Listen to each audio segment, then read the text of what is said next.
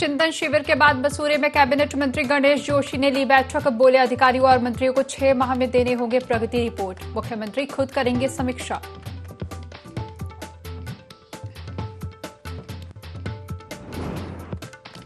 विधानसभा भर्ती पर बोली बीजेपी प्रवक्ता सुनीता विद्यार्थी, हमारी पार्टी नैतिकता के मूल्यों को मानने वाली, किसी की भी संलिप्तता पर होगी कार्रवाई।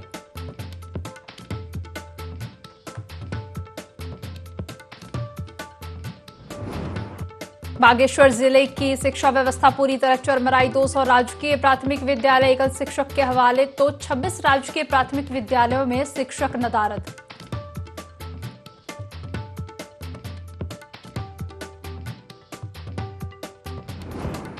जसपुर न्यायिक मजिस्ट्रेट द्वारा मोबाइल लोक अदालत वैन को हरी झंडी दिखाकर किया रवाना। ग्रामीण क्षेत्रों में घूमकर छोटे वाद विवाद का निस्तारण करेगी मोबाइल लोक अदालत।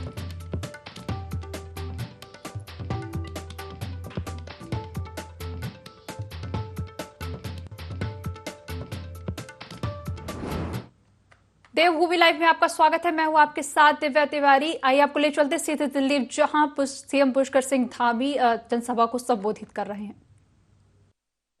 सबसे पहले तो यहाँ पहुंचने पर हमारे सभी युवा भाइयों ने, हमारी माताओं ने, बहनों ने यहाँ पर मेरा बहुत ही जोरदार तरीके से मेरा स्वागत किया। आप सब लोगों ने, मैं भी आपको देवभूमि उत्तराखंड से मैं आया हूँ, वहाँ का मुख्य सेवक होने के नाते देवभूमि के सभी लोगों की तरफ से आपको हमारे संत नगर, मुकुंद नगर, इस बुराड़ी विधानसभा क्षेत्र जहां मैं बहुत बार पहले भी आया हूं, बहुत सारे चुनाव में जब त्यागी जी खड़े हुए थे, हमारे श्री कृष्ण त्यागी जी, उस समय के चुनाव में भी मैं यहाँ पर चुनाव प्रचार में आया था। आप सब लोगों से, बहुत सारे लोगों से तब भी भेंट हुई थी। यहाँ पर इस सभा में उपस्थित सभी को मैं दोनों हाथ जोड़कर, सिर झुकाकर आप सबको प्रणाम करता हूँ, आप सबको नमन करता हूँ। भाइयों बहनों, ये चुनाव कोई सामान्य चुनाव नहीं होगा। ये चुनाव बहुत बड़ा इस दिल्ली का भाग्य तय करने वाला है। और इस चुनाव से जहां एक तरफ ऐसे लोग हैं, हमारे जिलाध्यक्ष जी बोल रहे थे, अभी हमी रेखा जी बोल रही थी, एक तरफ वो लोग हैं जो माननीय प्रधानमंत्री मोदी जी के नेतृत्व में और उनके निर्देशन में केवल और केवल काम करना चाहते हैं, दिल्ली को आगे बढ़ाना चाहते हैं। एक तरफ वो लोग हैं जिन्होंने केवल झूठ बोला है, जिन्होंने केवल फरेब किया है और लोगों को केवल भरमाने का काम किया है। एक भ्रमजाल उनका बना हुआ है। ये दिल्ली का चुनाव उनके भ्रमजाल को तोड़ने का चुनाव है। भाइयों बहनों, मैं अभी आज यहां आने से पहले एक बहुत बड़े टेलीविजन के कार्यक्रम में गया हुआ था। वहां लोग मुझे पूछ रहे थे कि उत्तराखंड में डबल इंजन की सरकार है, तो आपकी जिम्मेदारी ज्यादा बन जाती है डबल इंजन के कारण से। मैंने कहा निश्चित रूप से डबल इंजन की सरकार है और हमने इस चुनौती को स्वीकार किया है।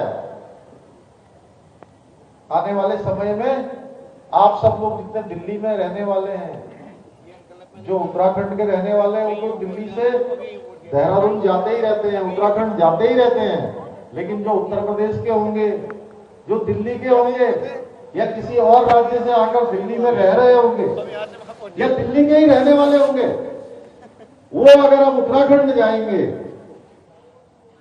तो वो हवाई यात्रा नहीं करेंगे, वो हवाई जहाज से नहीं आएंगे। जो बड़े लोग हैं वो भी, जो केवल हवाई जहाज की यात्रा करते हैं, वह भी आने वाले समय में सड़क से ही जाना चाहेंगे। जानते हैं क्यों? अगर हम हवाई जहाज की दिल्ली से देहरादून की यात्रा करेंगे, गुलाब भाई, रेखा बहन, अब तो हवाई जहाज का तो टिकट मोदी जी के समय में कम हो गया है, लेकिन फिर भी वो लोग सब लोग रोड से ही जाना चाहेंगे, क्योंकि दिल्ली से देहरादून जाने की जो दूरी है वो केवल पता है कितनी देर में तय हो जाएगी। यहां से देहरादून आप लोग केवल 2 घंटे में पहुंच जाओगे, एलिवेटेड रोड बन रही है। यह है डबल इंजन का कमाल। केदारनाथ भगवान पर आप सब लोगों की आस्था है। बाबा केदार में 2013 में आपदा आ गई, बड़ी आपदा आ गई और पूरा परिसर जो है वह क्षतिग्रस्त हो गया। जानते हैं बाबा केदार ने उस परिसर को बनाने का काम भी किसी और को नहीं सौंपा। उन्होंने इस काम के लिए भी किसी को चुना, तो अपने परम भक्त हमारे देश के यशस्वी प्रधानमंत्री मोदी जी को चुना। आज केदार भव्य केदार और दिव्य केदार बन गया है।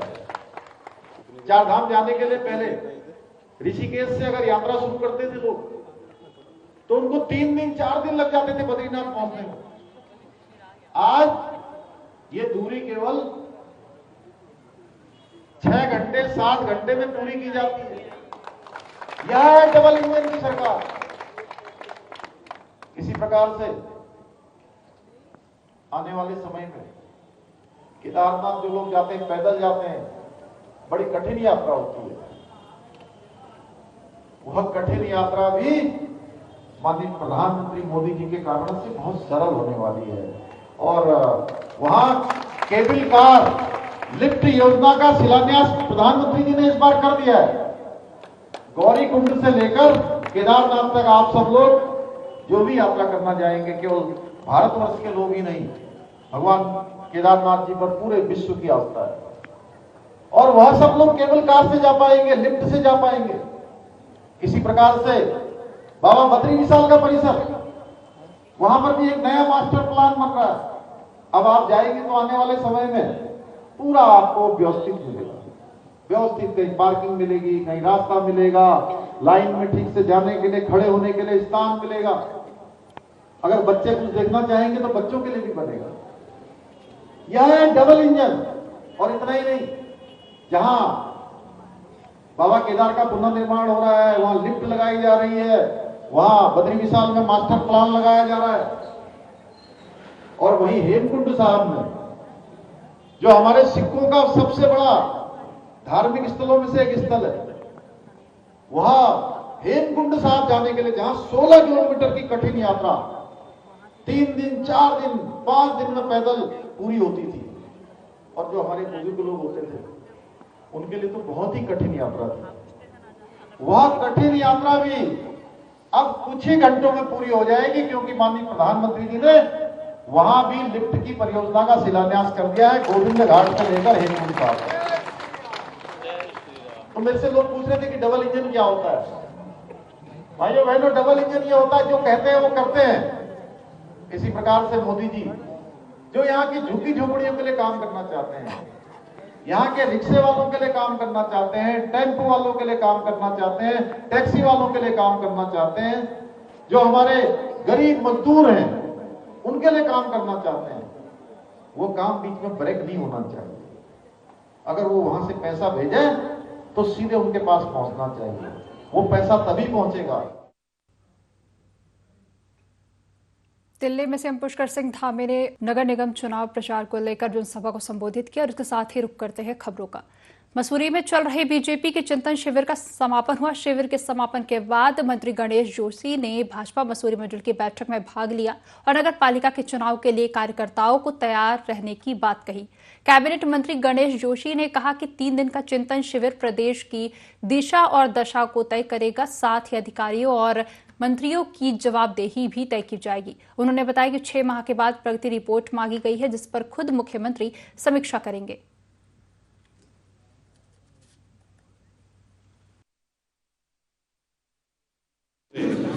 कल जिसमें चल रहा था उसमें प्रतिभाग करने के लिए मैं आज यहाँ पर आया था और चिंतन शिविर में 3 दिन से बहुत विस्तृत चर्चा हुई। हमारे सारे सेक्रेटरीज, नीति आयोग के उपाध्यक्ष और सारे मंत्री, सारे डिस्ट्रिक्ट मजिस्ट्रेट, डीएफओ उसमें थे और चिंतन से जो मंथन निकला है, हमने संकल्प लिया है कि 2025 में जब हमारा राज्य 25 साल का होगा। हमारा प्रदेश देश के नंबर 1 प्रदेशों में होगा।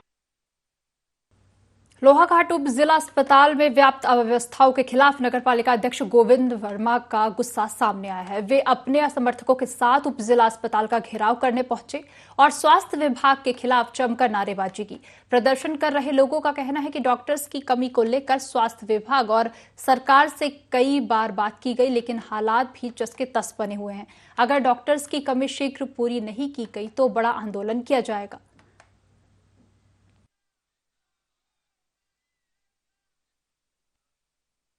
महीने से यहाँ डॉक्टरों की भारी कमी है और जिससे यहाँ 450-500 ओपीडी होती है। इसके बड़ा हॉस्पिटल होने के नाते यहाँ 18 डॉक्टरों में से कुल 4 डॉक्टर रह गए हैं। बीच में क्षेमों से और जिलाधिकारी महोदय से भी वार्ता हुई, टेलीफोन वार्ता हुई। उन्होंने कहा तुरंत ही इसका समाधान इसका से कुछ निकालेंगे करके।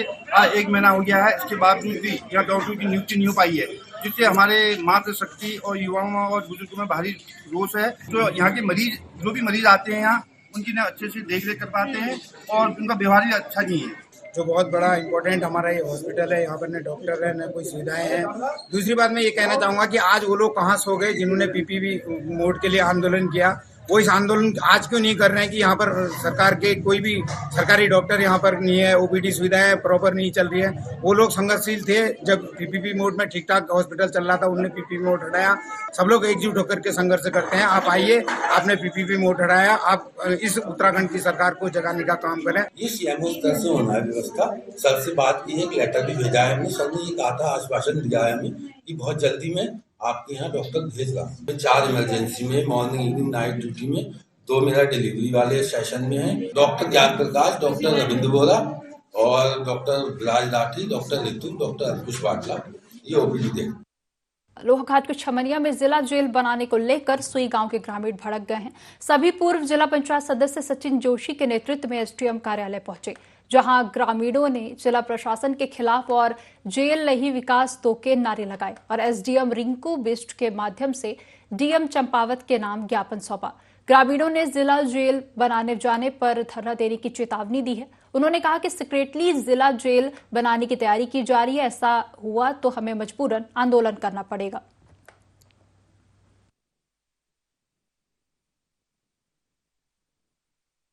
चंपावत में संभवतया मुझे प्रतीत होता है कि चंपावत वालों ने जमीन नहीं दी, इसलिए ये लोग लोहाघाट की ओर रुख कर रहे हैं। हमारा जो क्षेत्र है करीबन 5 गांव सुई का क्षेत्र है और बहुत ही पौराणिक स्थल है। उसमें हम लोगों ने शिक्षा के क्षेत्र में इसको हब बनाने के लिए और अन्य प्रयास किए हैं ताकि हमारा क्षेत्र डेवलप हो सके। आज ये लोग हमारे साथ कुठाराघात कर रहे हैं। पूर्व में भी इन्होंने आईटीबी बसाने में भी पूरे जिला प्रशासन की मदद थी। जिला प्रशासन से मैं निवेदन करूंगा कि आप अपनी इन हरकतों से बाज आएं और भविष्य में ऐसे कृत्य न करें जिससे क्षेत्रीय जनता आक्रोशित हो। जो एक तुगलकी फरमान यहाँ पर जारी किया गया है कि ऐसी जगह में जहाँ पर फिल्म सिटी की बात हो रही थी, कोई उद्योग विभाग के अच्छे ऐसे संस्थान की बात हो रही थी, जहाँ आज जिला जेल जैसे चंडाक में पिथौरागढ़ वाले दुर्गम क्षेत्र में, वैसे कहीं ऐसे दुर्गम पहाड़ियाँ ढूंढी जाएँ, दुर्गम स्थान ढूंढे जाएँ और जो जिसमें बहुत अपार संभावनाएं विकास की हैं या अच्छी संस्थानों की स्थापना की है, उस जगह पर आज ये तुगलकी फरमान जो आ रहा है। हम कहना चाहेंगे कि माननीय मुख्यमंत्री जी से भी निवेदन करना चाहेंगे कि ऐसी जगह पर कोई अच्छा संस्थान यहाँ पर स्थापित किया जाए और नहीं तो जिला मुख्यालय से लेकर अन्य स्थानों पर जिला मुख्यालय में या कहीं अन्य जगह जेल बनाई जाए। ऐसी अपार संभावनाओं की जगह ऐसी जेल नहीं बनी। लक्सर के खानपुर थाना क्षेत्र में 3 भाइयों की कृषि भूमि पर एक विदेशी कोल्ड स्टोरेज लिमिटेड नामक औद्योगिक संस्थान पर जबरन कब्जा किए जाने का आरोप लगा है, जिसकी शिकायत करने के लिए कुछ ग्रामीण लक्सर के उप जिला मजिस्ट्रेट के पास पहुंचे।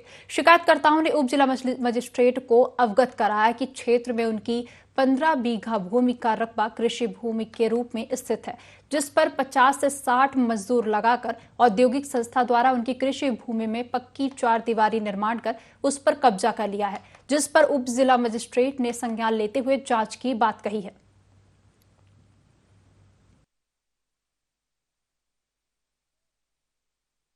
भाई थे मैं जो है ना बीमार थे तो हम उसको अस्पताल में ले फिर रहे थे, तो हमारी कुछ ज़मीन थी वो अस्पताल में जाकर बीमार हो गया, एक्सपायर हो गए। तो हमें तो पता नहीं चला। तो वो ज़मीन जो थी हमारी, जब हमने खेत में गए तो वहाँ कंपनी वाले ने दीवार बना ली। अब उस कंपनी वाले ने वह ज़मीन हमारी सारी जो है ना अपने कब्जे में ले ली, जबकि हमारे भाई ने वह ज़मीन बेची नहीं है और ना वह ज़मीन हमें मतलब किसी ने हमने ठेके पर दे रखी किसी को। तो उसने ज़बरदस्ती दीवार बनाई। हमने पटवारी को कहा तो पटवारी ने हमारी बात को अनसुना कर दिया। आज हम एसडीएम साहब के पास आए थे तो उन्होंने जो है अभी तहसीलदार साहब के नाम ये ऑर्डर किया कि इसे तत्काल जाकर मौके पर इसकी जाँच करे जा। जो शिकायत करता है वो यहाँ पे मौजूद है। अनूप कुमार हैं ये, गोवर्धनपुर के। इनका ये कहना है, शिकायती पत्र इन्होंने एसडीएम साहब को दिया था जो जांच के लिए मेरे पास आया है।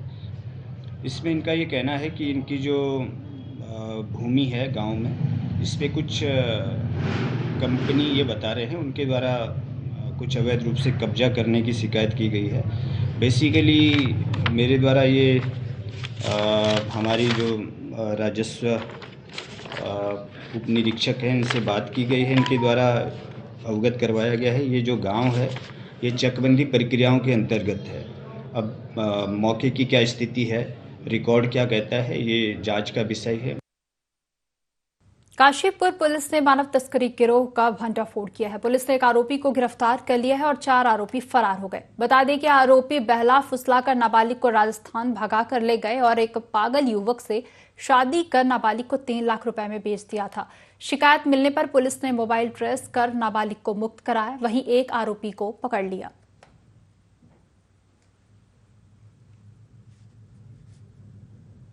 बुजुर्ग महिला आकर के थाना कुंडा में सूचना दी थी कि उनकी नाबालिग बच्ची को उनके पड़ोस में रहने वाली एक महिला ने कहीं गायब कर दिया है। लगभग 20 दिन पहले इस लड़की को बहला फुसला करके राजस्थान ले गई और ले जाने के बाद वहाँ पे दिखाने उखाने के बाद फिर ये एक बार वापस लेके आई।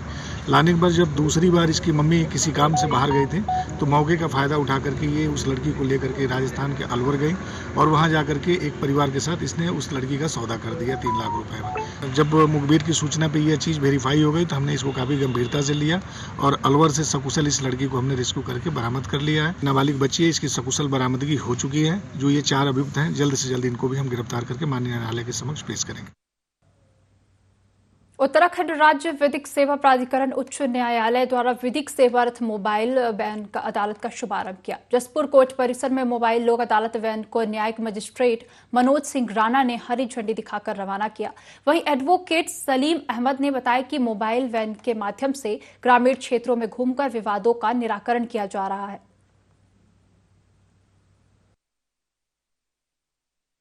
माननीय मनोज सिंह राणा जी न्यायिक मजिस्ट्रेट द्वारा मोबाइल वैन का संचालन हरी झंडी दिखाकर किया गया है। उसका मकसद ये है कि ग्रामीण क्षेत्रों में जो वाद विवाद हैं उनका सुलभ और सस्ता न्याय के मकसद से संचालन किया गया है, ताकि ग्रामीण क्षेत्र में छोटे मोटे वाद विवाद का निपटारा मौके पर ही हो सके, जिससे हमारी जनता को सुलभ एवं सस्ता न्याय मिल सके। ये वैन का हमारे माननीय उच्च न्यायालय नैनीताल उत्तराखंड द्वारा आदेश पारित किया गया है। उधम सिंह नगर के खटीमा में कृषि मंडी समिति में लगे धान खरीदी केंद्रों का तहसीलदार शुभांगिनी ने औचक निरीक्षण किया। उन्होंने तौले जा रहे धान का विवरण चेक किया और उनके दस्तावेज भी चेक किए। साथ ही उन्होंने किसानों के बचे हुए धान खरीदने के लिए आवश्यक दिशा निर्देश दिए। तहसीलदार ने बताया कि निरीक्षण में विवरण सही पाया गया है, लेकिन क्षेत्र के किसानों का धान अभी तुलना बकाया है। साथ ही कहा कि क्रय केंद्रों की लिमिट बढ़ा दी गई है और किसानों का बचा हुआ धान सरकारी कांटों पर समर्थन मूल्य पर लिया जाएगा।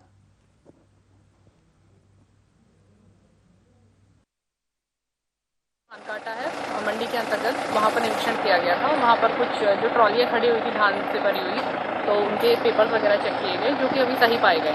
कई जगह से अभी शिकायत आ रही है कि अभी भी धान बचा हुआ है और अभी धान उन लोगों का उठाया नहीं गया है। तो हमारे क्रय केंद्र प्रभारी और साथ ही साथ जो यूसीएफ वाले हैं उनके साथ बातचीत हुई है। जो लिमिट बढ़ाई गई है उसके तहत किसानों का जो भी बचा हुआ धान हो वो सारा खरीदा जाए। बागेश्वर जिले की प्राथमिक शिक्षा व्यवस्था शिक्षकों की कमी के कारण चरमरा गई है। इस वजह से प्राइवेट स्कूलों की मनमानी बढ़ गई है और अभिभावक परेशान हैं। अभिभावकों का कहना है कि अब गरीब बच्चों को प्राइवेट स्कूलों में पढ़ाना मुश्किल हो रहा है। बता दें कि बागेश्वर जिले में 200 राजकीय प्राथमिक स्कूल है, जिनमें एक ही शिक्षक है और 26 राजकीय प्राथमिक स्कूल बगैर टीचर के चल रहे हैं।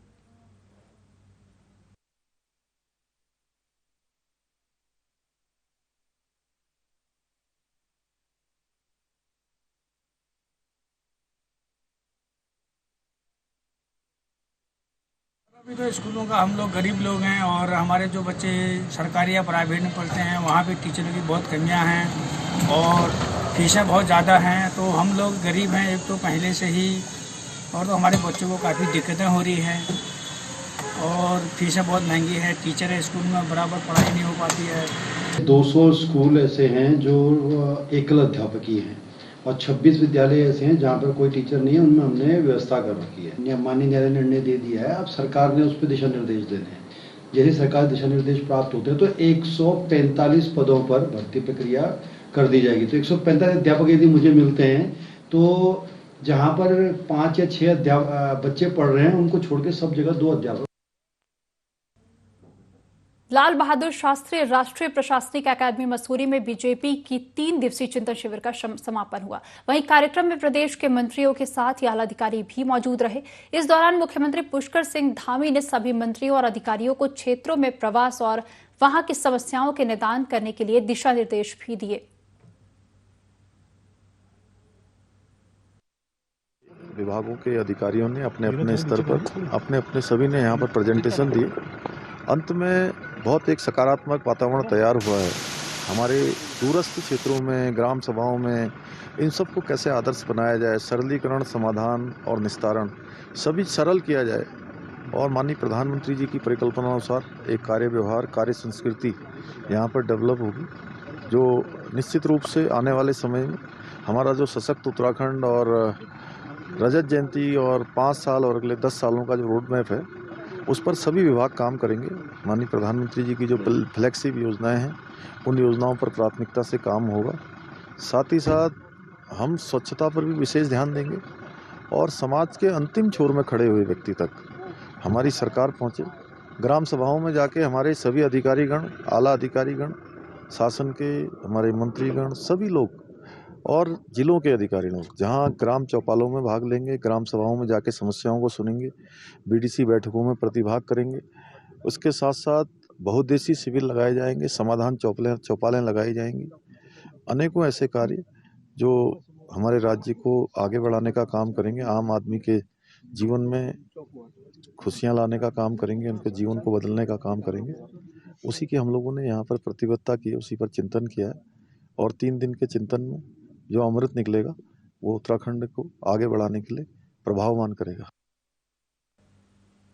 बीजेपी के नवनियुक्त जिला अध्यक्ष रमेश मैखुरी ने पीडब्ल्यूडी गेस्ट हाउस गोपेश्वर में पत्रकारों से रूबरू होते हुए अपनी प्राथमिकताएं बताई। उन्होंने कहा कि सरकार द्वारा संचालित जन कल्याणकारी योजनाओं को आम जन तक पहुंचाने का काम उनकी पार्टी करेगी। उन्होंने कहा कि आगामी 5 दिसंबर तक जिला कार्यकारिणी और 15 दिसंबर तक मंडल कार्यकारिणी का गठन कर लिया जाएगा। उन्होंने कहा कि जिले के 18 मंडलों में वे भ्रमण कर चुके हैं। पार्टी कार्यकर्ताओं में खासा उत्साह देखने को मिला है। वहीं जनता और ब्यूरोक्रेसी के बीच संवादहीनता को देखते हुए उन्होंने कहा कि इस मामले में मुख्यमंत्री से बात करके समाधान निकालेंगे। भाजपा जिला अध्यक्ष ने कहा कि देश के प्रधानमंत्री नरेंद्र मोदी के दिशा निर्देशन में देश के साथ साथ उत्तराखंड का चौमुखी विकास हो रहा है। वहीं सूबे के मुख्यमंत्री पुष्कर सिंह धामी के नेतृत्व में आम जन तक विकास की योजना पहुंच रही है।